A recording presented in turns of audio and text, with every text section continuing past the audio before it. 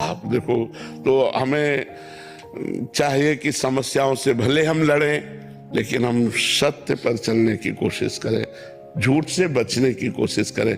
अच्छा, भजन और धाम और भगवत प्राप्ति के लिए झूठ बोलना झूठ नहीं होता।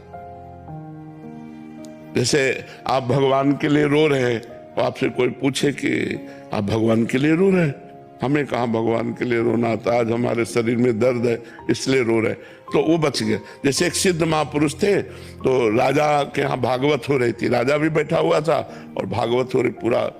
तो जो ही श्री कृष्ण रूप माधुरी का वर्णन हुआ, तो उन्होंने हुंकार मारी और बेहोश हो गए, और भागवतिक सारे सद्गुण प्रकट उनमें। अब राजा ने देखा ये लक्षण तो महाभागवत के हैं, वो उठा और चरणोदक उतारा और आरती की और हाथ जोड़े बैठा उनके चरणों के पास।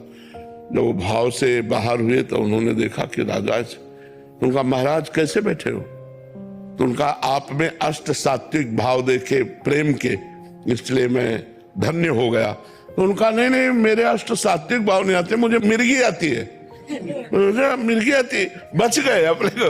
तो कहीं कहीं भागवतिक छुपाने के लिए, भजन को बढ़ाने के लिए, अपनी महिमा को गुप्त रखने के लिए वो झूठ बोल देना निषेध नहीं। जैसे आप धाम आए हैं तो ये निषेध नहीं कि आप झूठ बोल करके किसी कार्य प्रणाली से आप साधु समागम में आए, ये तो वो धन्य हो गया, सत्य से बढ़कर वो झूठ हो गया।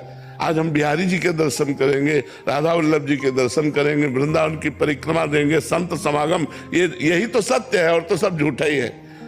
हमें लगता है कि भागवतिक कार्यों के लिए यदि हम कहीं झूठ बोल देते हैं तो कोई परेशानी नहीं, लेकिन हम सांसारिक कार्यों के लिए झूठ से बचने की कोशिश करें। यद्यपि आज हम कह सकते हैं कि झूठ का